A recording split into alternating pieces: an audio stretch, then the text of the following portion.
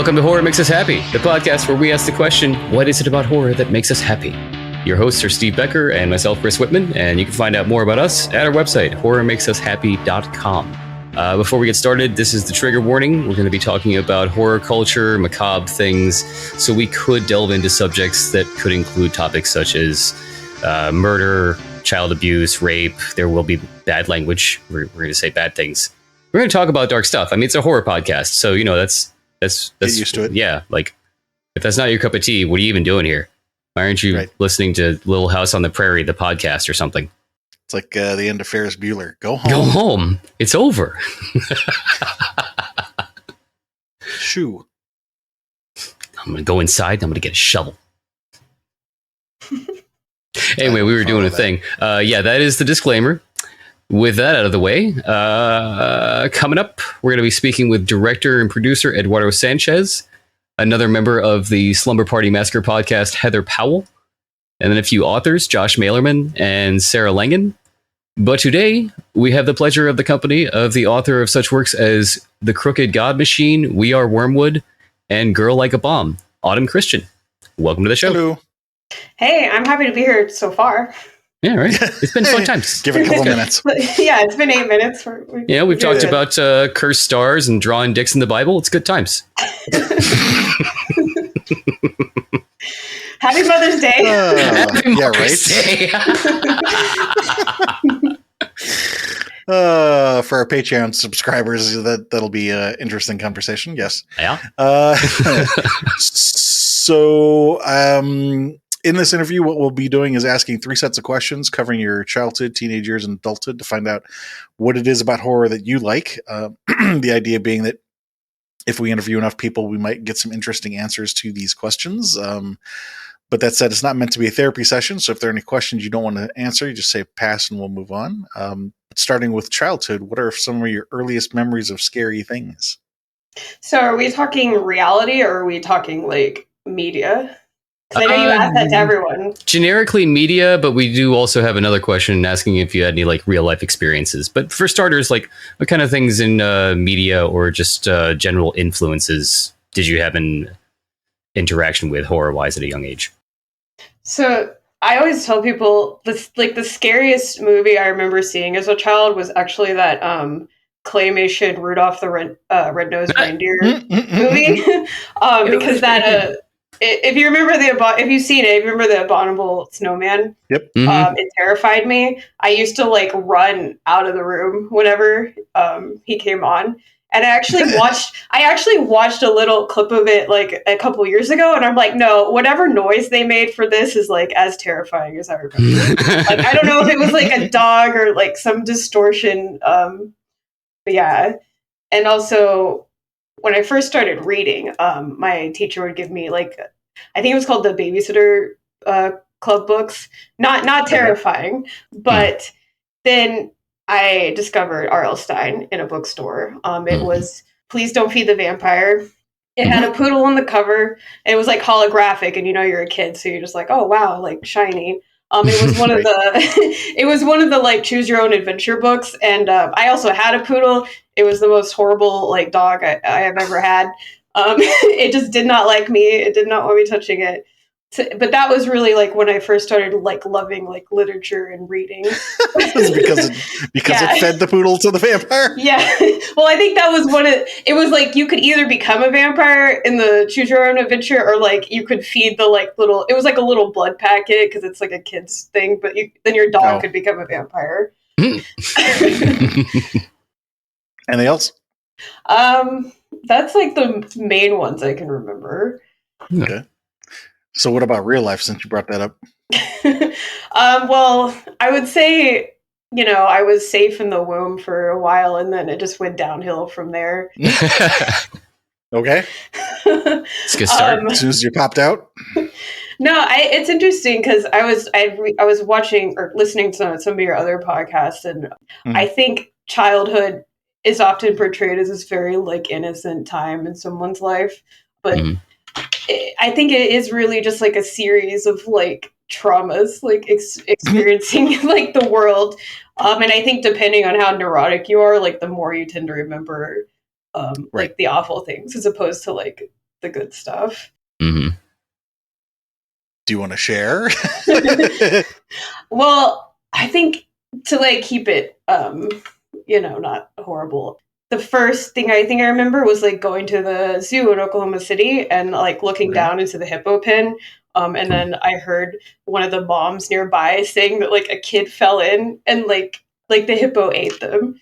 Dude, And I hippos are don't no know. joke. Hippos will I don't eat know you. if this was true or not, but like, yeah, they're one of the most terrifying animals. I think, Right. as far as like in Africa, like they kill more people than any other animal. Right. But yeah, that was like one of the first times I sort of like conceptualized like death as a thing, where it was like, oh, like I could just fall down into this pit and like disappear. Similar to like that. Oh god, we talked about another podcast. There's a name for it when you look over the edge of a really tall height. Call of the Void. Call of the Void. I mean, is looking down There's into a French hippo term death for it, pit. but that's what it is. Like when you say call the void, do you mean that like urge to sort of like, oh, like I could jump? Yeah. Yes.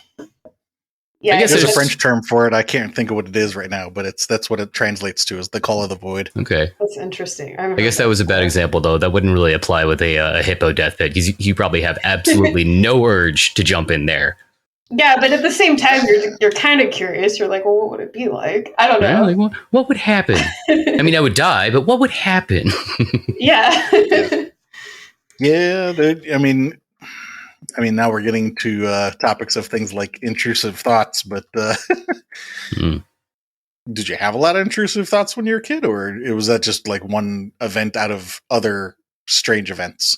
I mean, I think everyone does. I think a lot of people go around harboring these very like intense, intrusive thoughts that aren't not necessarily pathologic, but they feel like they're sort of the only one. Mm-hmm. Yeah, that's a good topic. Not necessarily for the childhood section of the call, but in general. Yeah.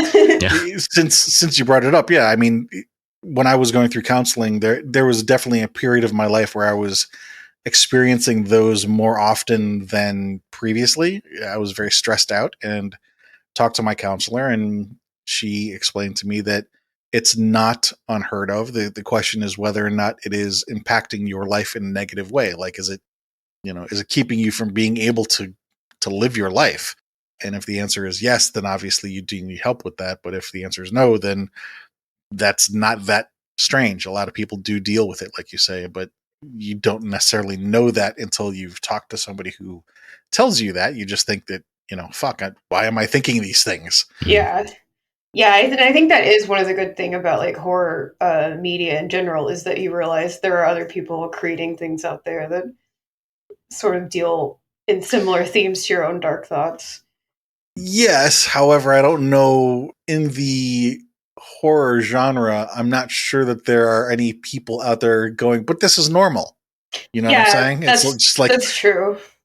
They're saying, yeah, I experienced this too, but they're not saying that it's normal. Yeah, there's always like this externalized threat, or like, no, that makes sense. Yeah, I have talked to a lot of people because I'm like I'm pseudo in psychology, like interested in stuff like that. And welcome to the show. Yeah, I know. I saw they were like, you guys pseudo psychologically analyze people. I'm like, oh, perfect. Like, I too am an amateur and just say things that I don't know what I'm talking about. But that's part of it. Yes. Yeah, lots of people who will be like, yeah, sometimes I think about murder, or like doing these horrible things, and they're all torn up about it. But it's like it's so incredibly common, like especially because like, I mean, we are apex predators and we come from like a long line of murderers. Yeah. Yeah. We, not only in the US, but particularly the US, but everywhere in the world, I don't think any country that I know of does a very good job at educating people on any of the psychology stuff to help anybody understand what is or isn't normal, or, what is or is not too much, or how do you cope with different situations. Like, psychological concepts and tools are just, it's all frowned upon, which I personally think is a bunch of stupid bullshit. But I mean, I understand there are reasons for it, but there are explainable reasons, and you can still have a conversation about it, but people don't want to. It's stupid. But anyway, um, that's part of the reason that we're doing this, is to be able to have a conversation about these kinds of things. And hopefully at the end of doing this for, I don't know, however many years we end up doing this, that we'll have maybe a decent body of work that we can hand back to the mainstream world and say, here,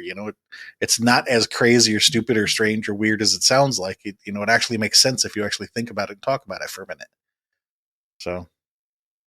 So we've got Rudolph the Red-Nosed Reindeer, the Snowman, R.L. Stein, OKC Zoo. Anything else jump out to you from those teenage years, or from the childhood years? I read Dracula when I was really young. Well, I read part of it. I might have been like 7 or 8. This was sort of my like Joker moment, I think, because I got it taken away from me.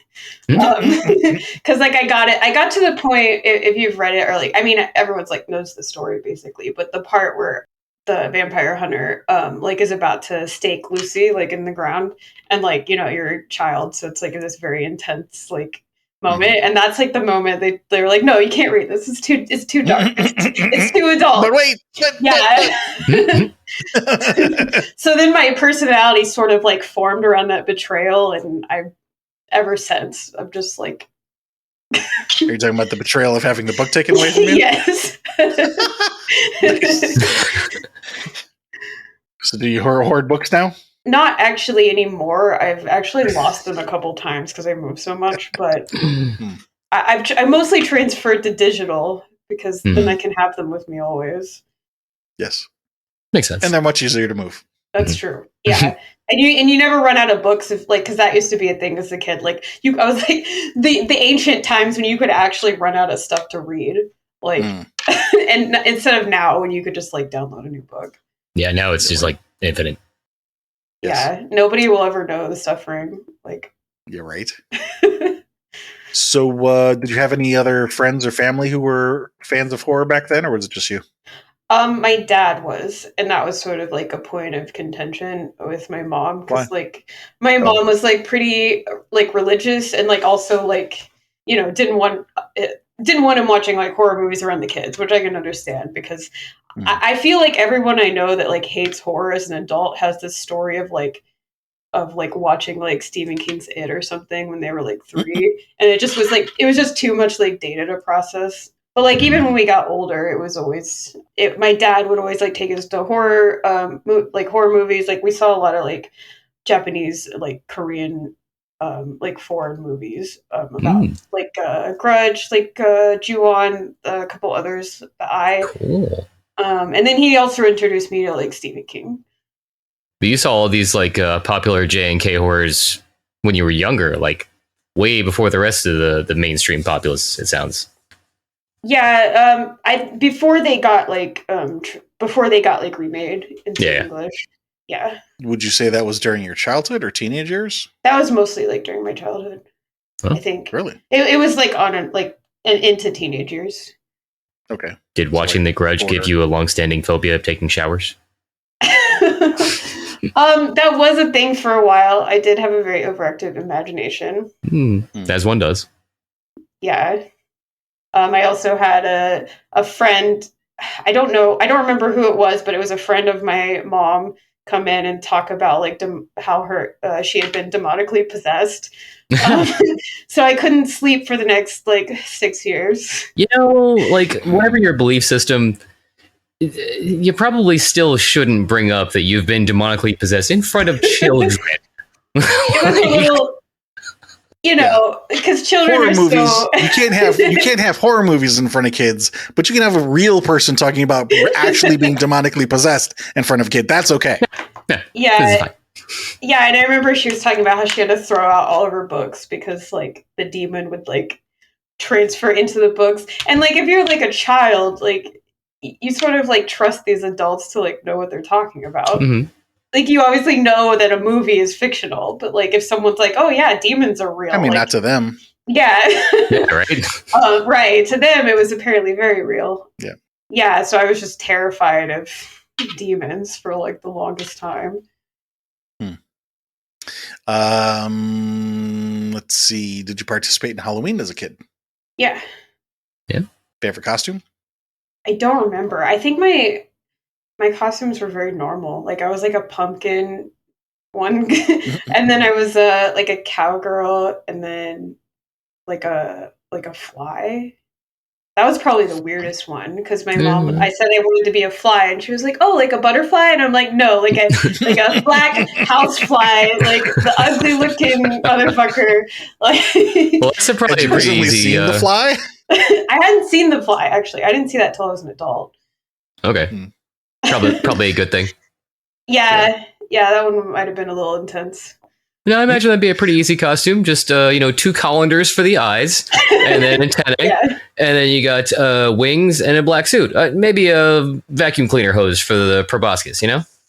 I didn't have anything like I didn't have any makeup, but yeah, it was just like a black. I think it was just like a black leotard and then some like fly wings. It was pretty simple. Are you a bumblebee? No, I'm a housefly. Blech. It's like a fairy costume, but just black. Yeah. I think that's when she knew she'd made a mistake.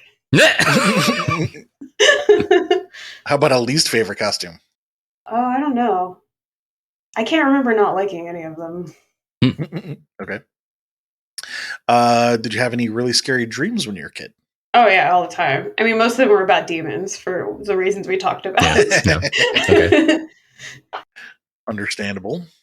Any recurring dreams?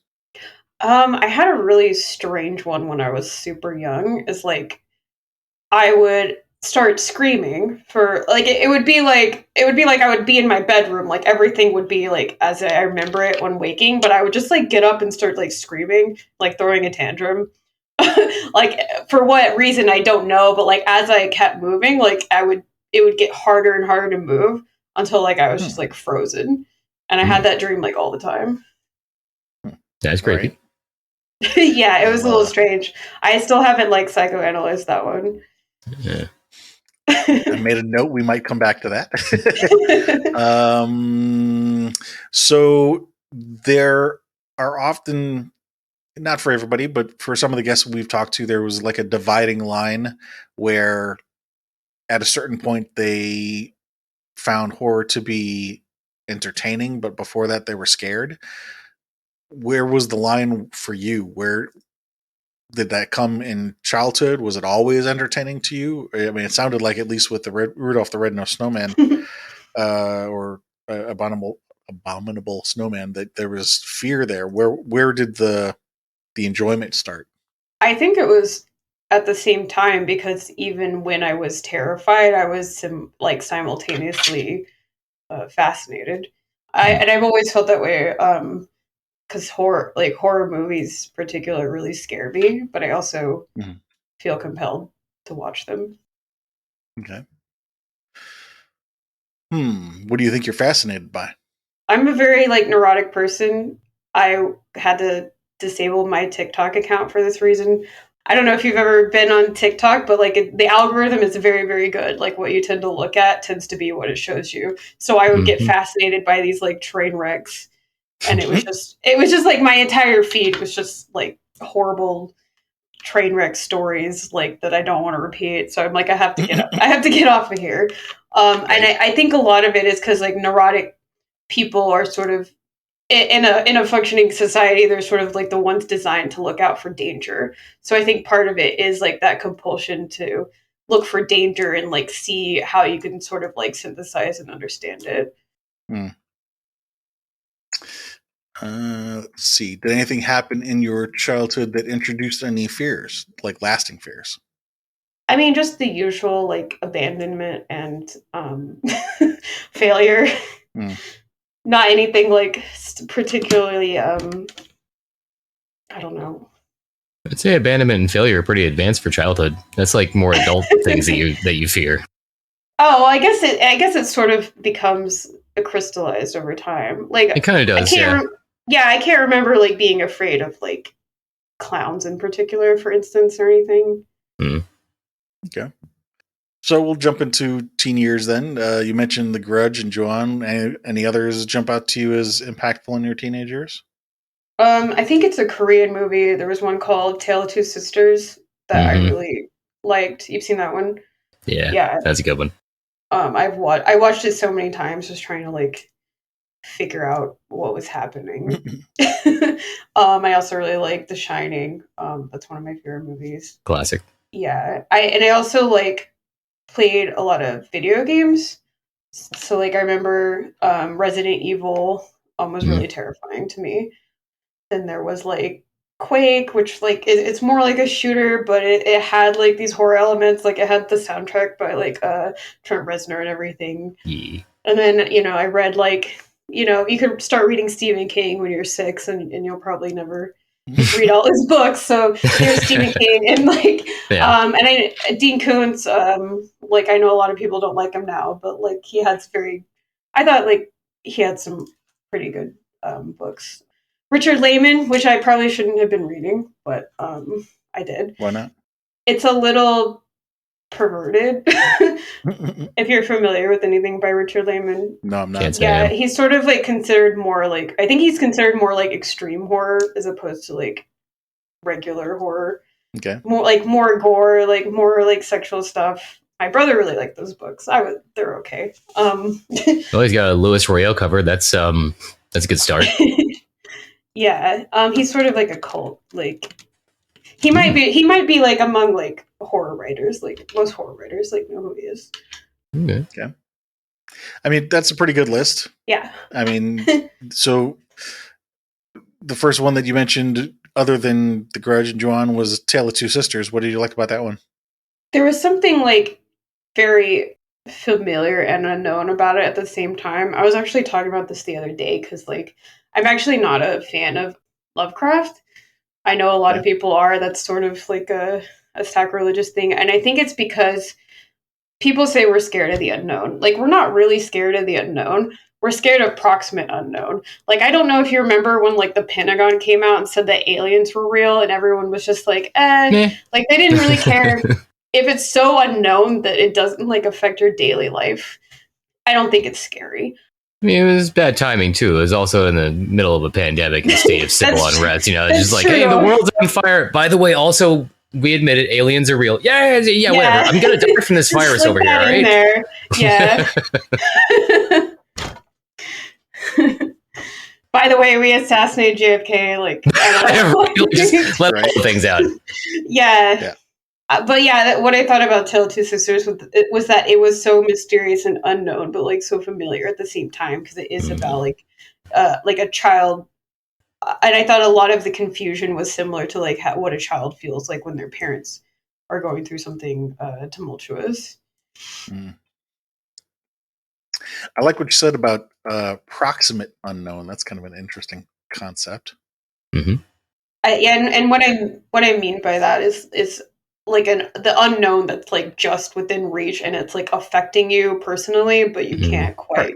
Yeah. Well, like you say, if it's too far away, it doesn't. It's if you're being pragmatic about it, it doesn't really affect you. But it's okay. This is close enough that it could affect me. Yeah. What about The Shining? What about it? what did you like about it? Oh, what did I like about it? I think it does have some of those same elements, like this very like isolated place, and there's like domestic violence going on, and there's like something that's sort of like unraveling out of your control. Mm-hmm. What about Resident Evil? What did you like about that? It was a very like revolutionary video game. It was one of the like first like actual horror, like 3D horror games. It's funny because the controls are one of the things that made it scary. Because of the fixed camera angle, it was actually really hard to move around. So you would encounter like a zombie or a dog, like a zombie dog or something, and it was almost like the difficult controls like simulated like your own panic. Yeah, I've always thought that. I've heard so many people complain about the camera angles and controls in Resident Evil, but I think they did that on purpose. Yeah, well, part of the reason was because the way they shaded the objects. Like the objects looked really good for their time, and so they couldn't do the cameras so they could pan around it because it would change the lighting. Yeah, and they didn't have the technology or like the processing power to do that. But I actually think it worked really well for like the medium. Mm-hmm. I remember reading an abstract of some scientific study that was done. I don't know. I read this a couple years ago, and I just laughed because the study basically said that video games don't make people violent. What makes people violent are games that either have poor controls or badly explained goals. So basically, it's either you don't know what they want you to do, or you can't do it because the controls suck. Yep. And I remember reading this abstract, and I just laughed my ass off because I'm like, if you talk to anybody who's ever played video games, they'll tell you that. Like, No, you needed to study to know that. Like, I don't think anyone has ever thrown a controller through a screen because of Grand Theft Auto. Right. Well, maybe, but yeah, as far as we know.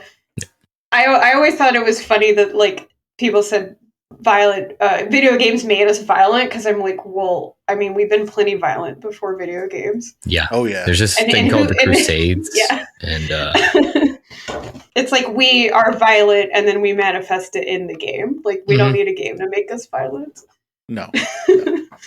Well, basically, what it's boiling down to is that they're misinterpreting violence for just frustration. Yeah, that's true. It's people's frustration that leads them. There are, different people have different. What's the phrase I'm looking for? Vices? Vices? No, that's not what I was going with. Different people have different networks of beliefs, shall we say? And for some people, they'll say that violence is justified if XYZ conditions are met. And for some people, a certain level of frustration permits them to be violent. Not naming any names.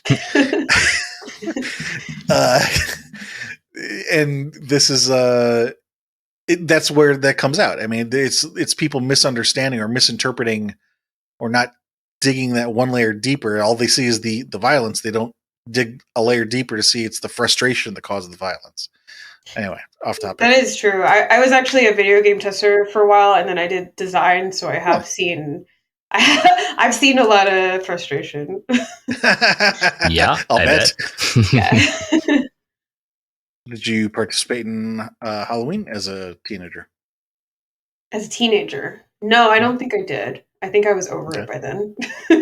Not even the typical shift from trick-or-treating to parties? No, I was a nerd. Like, yeah, okay. Yeah, I was inside playing video games and reading Stephen King. So probably better use of your time. Celebrating it in different ways. Yeah. Now I remember like I was at a Barnes and Noble one time in high school because like I don't remember why, but sometimes my dad would like drop me off there for a couple hours, and someone on the bus was like, "I saw you at Barnes and Nobles," and then all her friends started making fun of her, like because she was at a bookstore. And she was like, "I was getting a coffee," like, but it was like, God forbid, like you were reading right? Yeah. Were you going there to learn stuff, you nerd? Well, I like that they're making fun of her for being there, but not you. Yeah, that's true. They probably were like, "Oh, she's wearing a black hoodie. She's like 2 steps from Columbine. Like, let's not." Like, they're like, let's not fuck with her. Mm-hmm. Did anything actually terrify you as a teen in real life? I'm trying to think. Let me skip that for now because I'm drawing a blank. Okay. Any reoccurring dreams as a teen?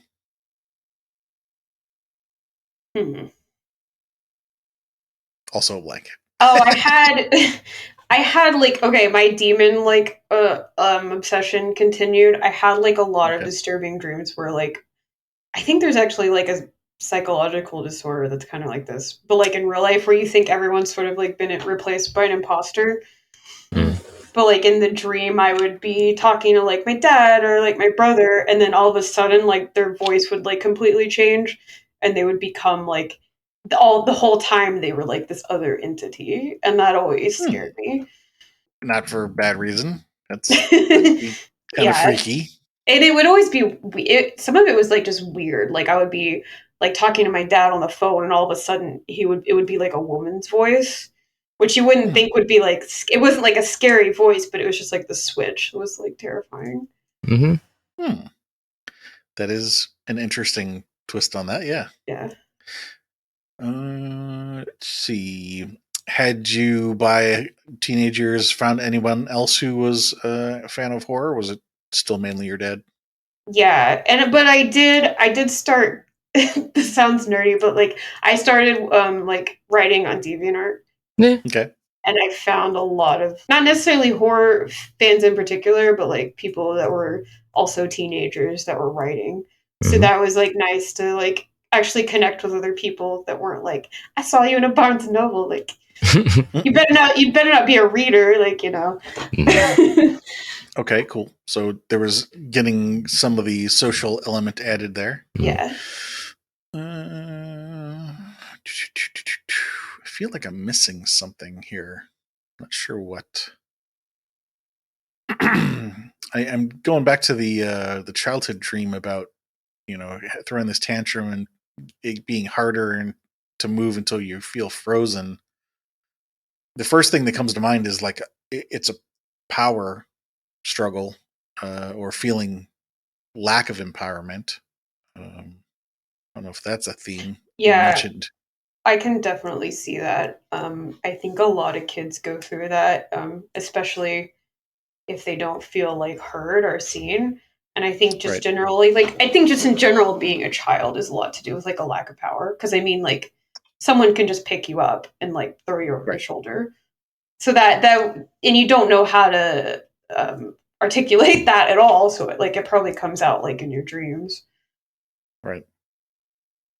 No, I can't think of anything else that we didn't ask in the childhood or teenage years. I guess we'll jump into adulthood. What are some of the more impactful horror media that jumps out to you in your adult years?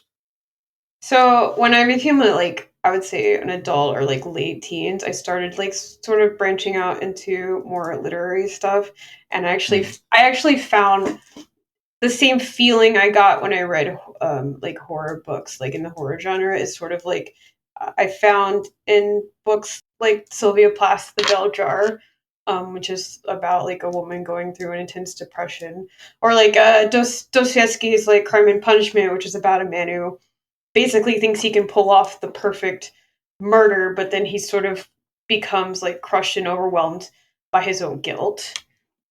I started getting into Clive Barker a lot too. The Books of Blood was like pretty influential. Poppy Zebright, who wrote a book called Exquisite Corpse.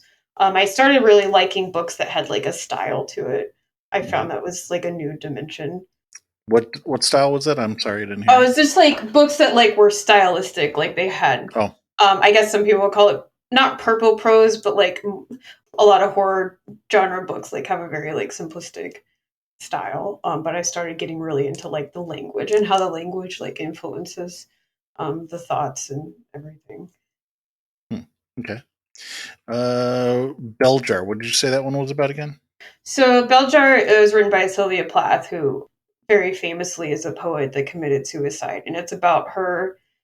I mean, it's fictional, but like it's obviously like a stand-in for her own life. It's about depression, and I started developing depression in my like early adulthood, and it was like it's interesting because like she really goes through like in like the crushing like mundanity of existence and how she feels very trapped by it. Like there's a sequence where she's like talking about how tired she is at the realization she's going to have to wash her hair every day for the rest of her life.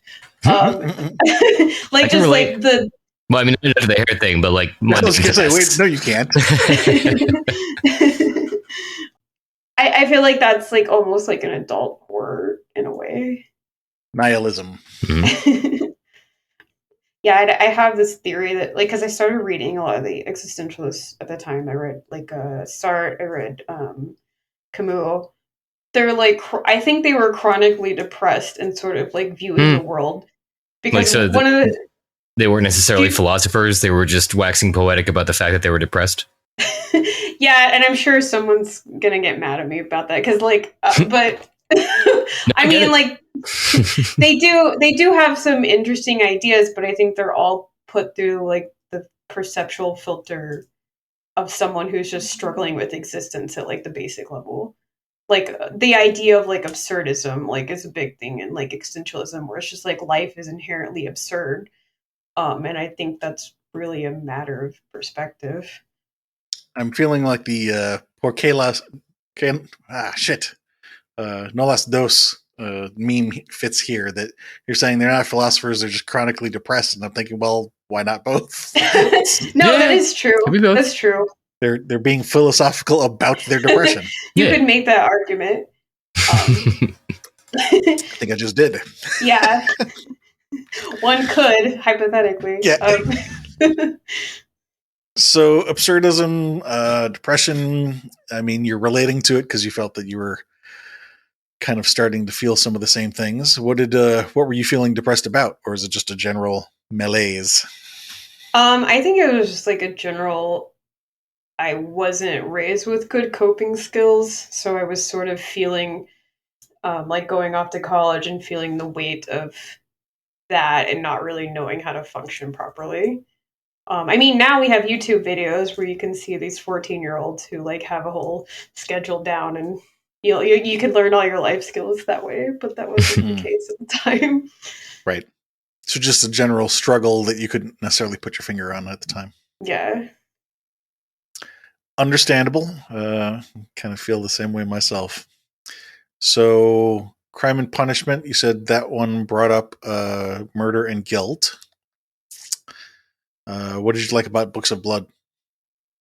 I thought it was like very elegant, almost like this elegant and alluring like kind of horror. Like it felt, I guess it was almost like a little sexy, even though like there's no real like sex in a lot of in some of them, but like it felt like adult in a way that like Stephen King maybe wasn't.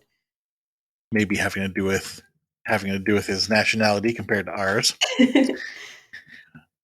What about Poppy Z. Bright? You mentioned something with corpse in the title. Exquisite Corpse. What did you like about that one? Which was also, I'm blanking on the plot exactly, but I think it was about like a serial killer. And it was like, I had never read anything that was like written in this style. Like it was a very like gothic but modern like kind of style. And it influenced like a lot of the ways that I wrote for a long time. Okay. I guess in here somewhere you started thinking about, the stylistic thing from almost sort of like a meta point of view. And you're talking, obviously you're an author. So at some point you got into looking at it from that approach. However, I try to separate guests interested in things from the cerebral part of it, from the auteur part of it, as separate from what they love about it emotionally, at a gut instinct level. But let's talk about for a minute how you got to being an author. Like where did that start? Was that in childhood or teenage years, or where did that come in? Yeah, I don't have an interesting story. I just remember like at the time that I could read, I like wanted to write. And I just never stopped. Was it always horror or horror related, or is it just writing in general? It was writing in general. It wasn't it was always like fantasy or horror. And it's funny, like I have a lot of people argue now that I'm not a horror writer, but like I in a lot of ways I feel that I am. But horror has definitely like been one of the things that's like appealed to me, like as a writer. Do you feel like there was a particular time when you made a switch into choosing that direction, or maybe not choosing it overall, but starting to move in that direction? I think when I was like in my late teens, I can't really. I think before that, I mostly wrote like fantasy inspired stuff, and then eventually I was sort of just like not that engaged with it anymore. I really preferred to read stuff that was based like in our reality, but had one or two like fantastical elements because it was just like more relatable to me. But having a fantasy element is not the same as necessarily horror. So That's true.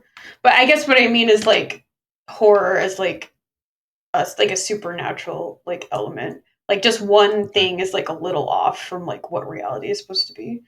Well, supernatural hasn't come up yet in this call. Where does that come in? I was just trying to think of a way to describe it because, like, I know just like when people say, So like, not supernatural in the sense of spiritual, but being out above or beyond the natural. yeah, like a monster, like a or something, like, because I think a lot of times when people have horror, but it's like just based in reality, they normally call it like a thriller, like if nothing supernatural is happening. Right. Actually, after I had said, supernatural hasn't come up in the call, and then I thought, well, demons did. So there's that. That's true. I don't know. I mean, nothing has really come up as a theme. Well, I guess there's a couple other adult questions we could ask. Have you gotten back into Halloween as an adult? Yeah, I guess like I've been trying to like enjoy life a little bit more. So, I mean, last year I dressed up as like a Fed. I just had a T-shirt that said "definitely not a cop," and then I wore like a wire and sunglasses. Not really a horror costume, but I guess it depends on who you ask. Least favorite costume as an adult? Or is that the only one that you've had? No, I dressed up as a vampire, but I wasn't like too happy with that one. Anything happen in your adult life that actually terrified you in real life? Oh yeah. Well, getting pregnant is terrifying. Yeah. It could be, yes. It's a lot of emotions No, involved. I mean it was definitely planned, but there's like a lot of like the neuroticism from my childhood hasn't really ended, so it's like I always worry about like what could go wrong. Yeah, right. Particularly in today's world. Yeah. Any recurring dreams as an adult? I'm thinking. I'll pass on that one. Okay. So by now, I'm guessing you have more of a connection with other people in the world that have interest in horror. It's not just your family, and also probably beyond DeviantArt at this point. Yeah. Yeah. I know a lot of writers. I'm occasionally let out of my closet to go socialize. Sometimes my husband even lets me wear shoes. I'm like, that's nice. Oh, well, look at you wearing shoes. So you're only pregnant, not barefoot pregnant. Yeah, just sometimes.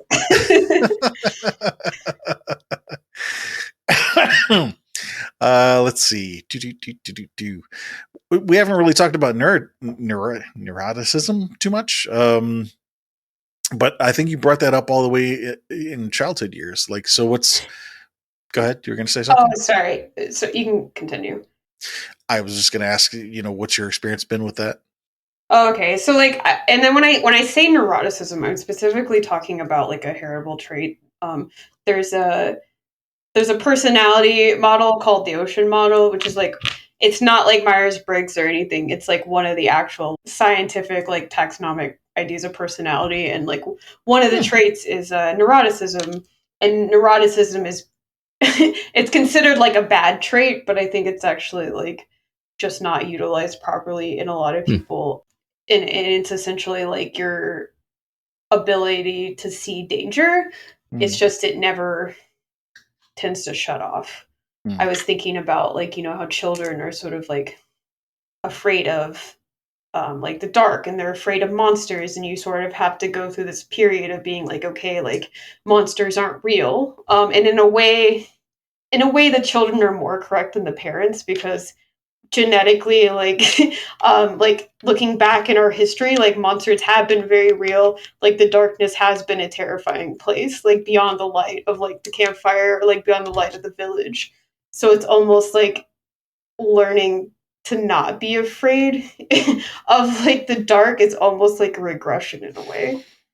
I can see arguments to be made in both directions, because like you say, kids are more correct than adults. Maybe about that you're right, but then kids will do other stupid things like running out into traffic. So there's, not to say that you're wrong, just saying that there's cases to be made in both directions. That I definitely agree with that. Kids are just they're just learning how to be human, and they're a lot of times they're acting on instinct, and um, not always doing the smartest thing and not really afraid of rational things. But I think like the fear of the dark is a very old like fear encoded like in our genetic memory. And like you say, there's a reason for it. To kind of tie in something else you said about, the neuroticism potentially never shutting off and how that could be maladaptive is the word that they typically use for that. Is it's good in certain situations, but when you try to apply it in the wrong situation, then it can cause a problem. The thing that's necessary then is to learn some other coping skill that will be adaptive in that situation properly. And we talked earlier in the call about how the US, but also the world in general, does a bad job of teaching people about these kinds of things. And one of the things that we can learn is that life goes through phases. It's like story arcs, which, if you're being an author, you'll be familiar with that. But like there's early childhood, mid-childhood development, and then, teenage development, and then adult development. And there's multiple phases of adult development. And so, yeah, being afraid of the dark may be relevant when you're a child and you don't know what's important to be afraid of or not be afraid of, or what can hurt you because your strengths are not the same as you would be when you're an adult. You have different strengths and weaknesses. For a lot of people, maybe not you, if you're feeling that this is part of your neuroticism, but for a lot of people, there is a time to let go of certain fears, and also, unfortunately, a time to pick up new ones. Yeah, that comes naturally. Definitely. Yeah. But this is all perfectly natural, but we don't talk about it in these terms. It just happens, but you don't think about it. Yeah, no, and that is a good point that your fears adapt and change because, like, as a child, like you're very helpless, and then as an adult, you're like, okay, like there still might be scary things in the dark, but like I have tools, I have resources, like I have information, like that I didn't necessarily have as a child. And coping mechanisms, and I'm an adult now. I can go, if I'm scared of the dark, go turn on the light. The kid's just going to lay there in bed and scream. Yeah.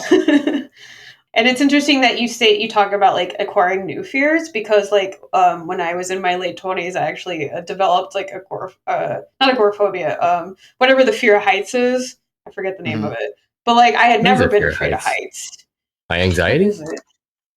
No. Let's say it's acrophobia. Acrophobia. Yeah, that could be it, yeah. That had never been a thing I'd considered. Like I was like I could climb anything; it wouldn't bother me. And then all of a sudden, I became very aware of like just how much damage like a fall could do. Well, what's funny is because that changes over time. Because, and this comes back to science and physics, that the bigger you are, the bigger your what's the word? Terminal velocity, and your weight impacts, it affects how much force is going to be hitting on impact. Whereas when you're a kid, you can survive some of these falls better than an adult would from the same height. I hadn't thought of that, but that makes a lot of sense. There's a park I like to go to walk my dogs nearby.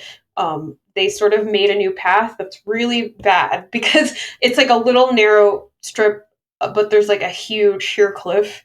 There's no fence. There's nothing. I passed it several times, and I would always sort of like imagine like one of my dogs falling off. But then one time, one of my dogs ran into this little tiny dog and they got knocked it off. They got into a fight. Yeah, he knocked the dog off the cliff, and I like tried to grab it, like, and it just.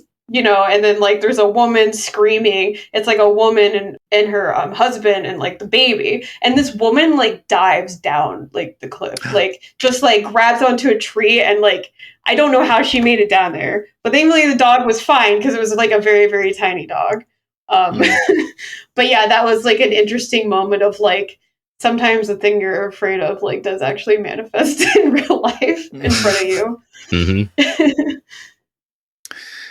But yeah, going back to what I said earlier about the, the fear manifesting itself, you mentioned that it didn't bother you when you were a kid.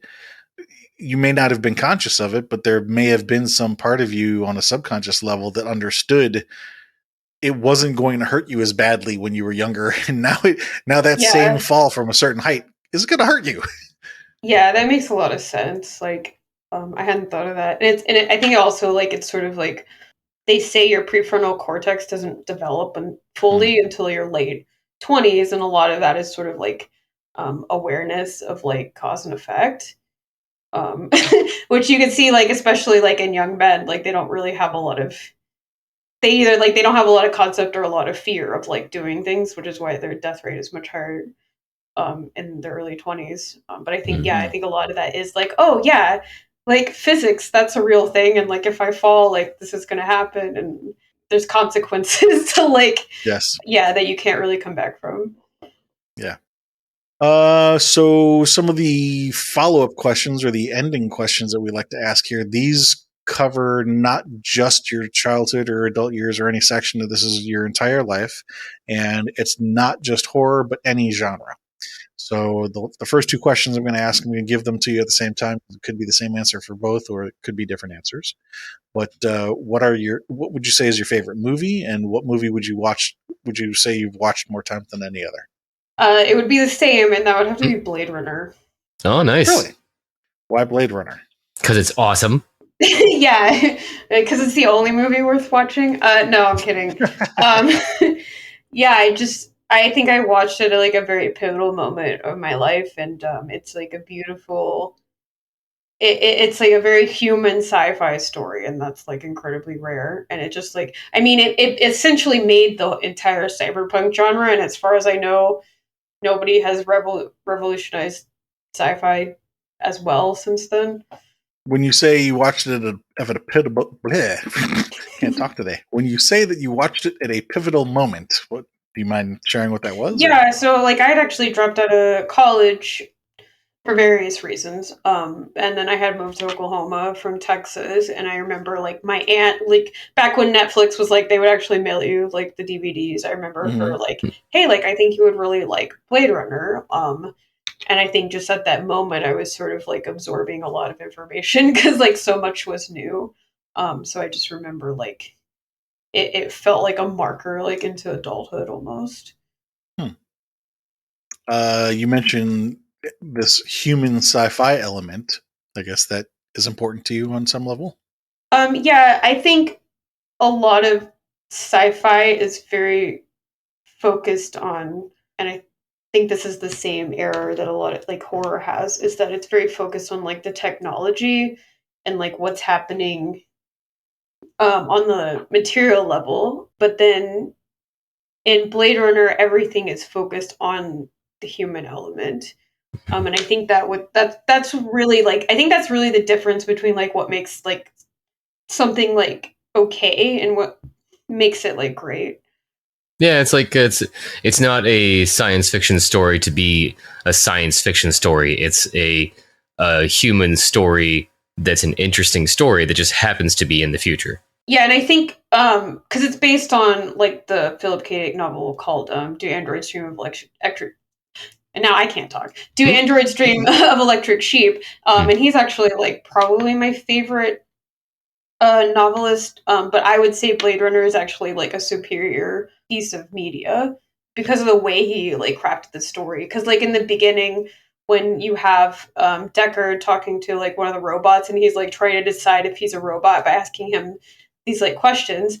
If it was like a lesser writer and a lesser director, like that scene would be focused on like, oh, this like interesting device that like looks into your eyes and sees like whether or not you're a machine. But like instead, it's just focused on like there's this really weird fucking guy like, and they're having this very like tense like conversation.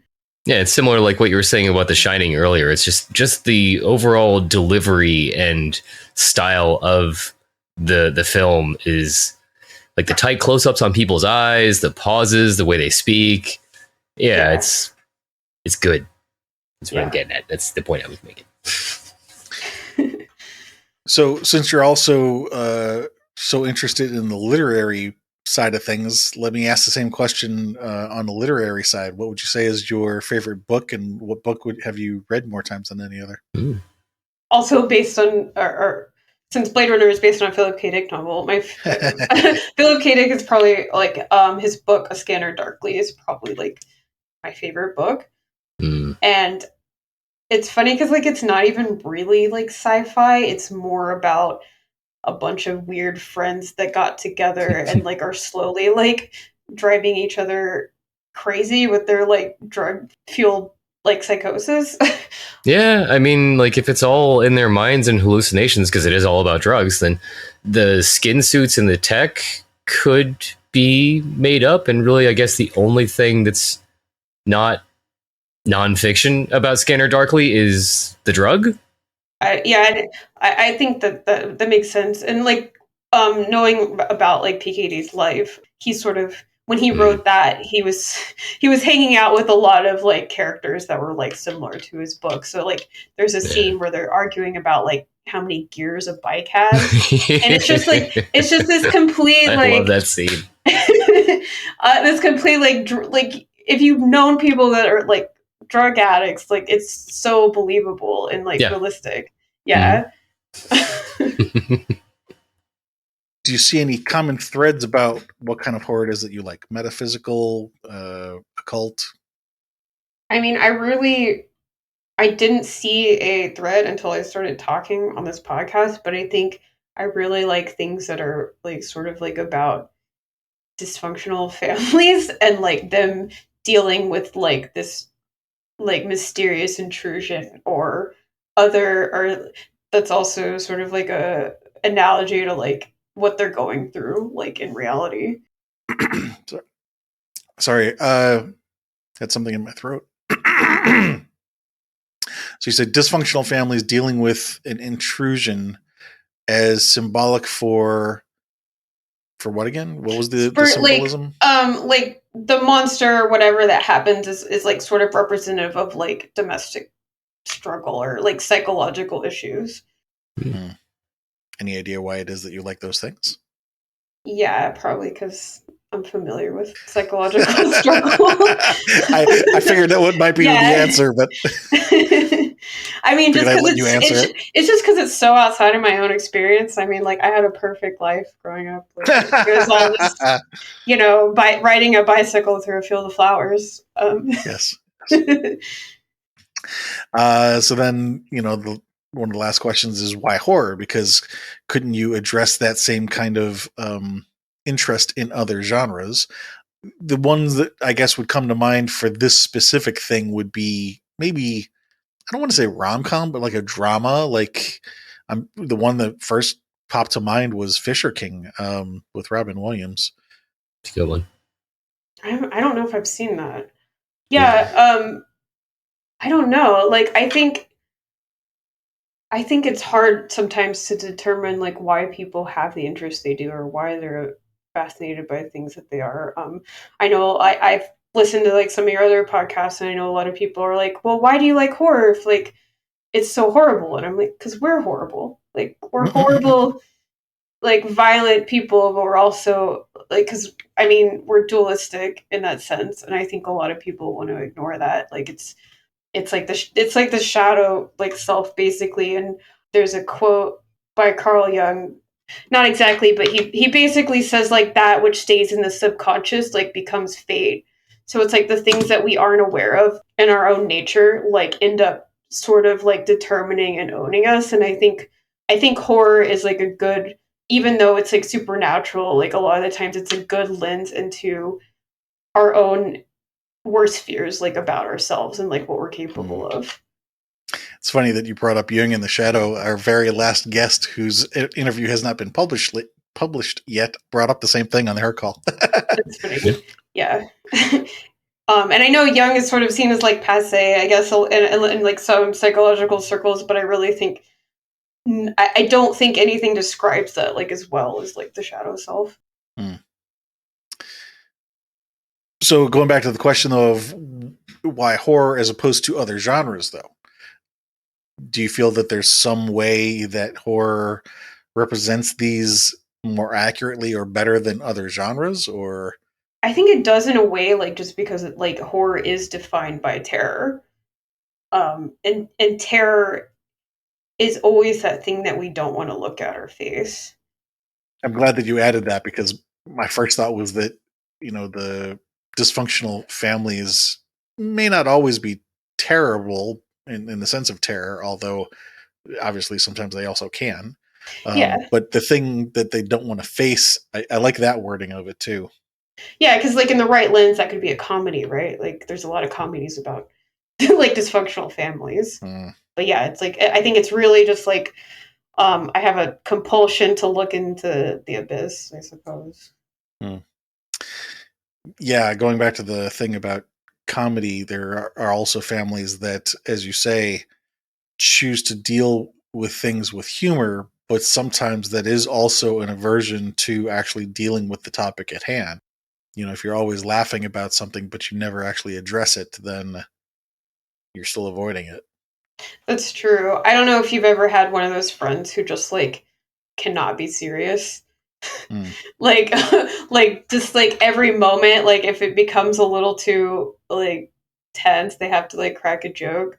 And I think a lot of that comes from like fear of intimacy or like emotional depth. I don't know anybody like that. Do you, Chris? No? I met a couple like No, I was joking. okay. I wouldn't put Chris in that category, but I was teasing him as if I was. Yeah. Yeah. I mean, at times. No, I mean, not to the point that she's talking about it. No. I mean, I think it's common for a lot of people to deflect with humor, but I'm not saying that you do it to the degree she's talking about. Right.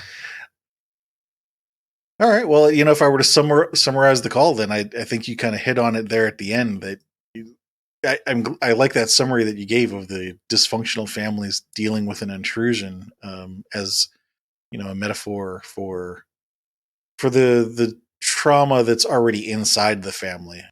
That's an interesting way of putting it. Well, thank you for your time.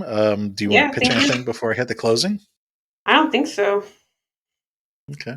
We can put together a bio package for you, and you link to whatever you want. So if you have like a social media page or something like that, and if people want to go see what you're doing, they can go there. All right. Awesome. Well, thanks for inviting me. Yeah. Thanks for being on the show. Our pleasure. Yeah. And thank you to anybody out there listening. Please do come visit us again at horrormixushappy.com. We've got merch, Patreon links. You can buy us a coffee. You can do all kinds of stuff to check us out and support us and talk to us, or just tell a friend. Thanks.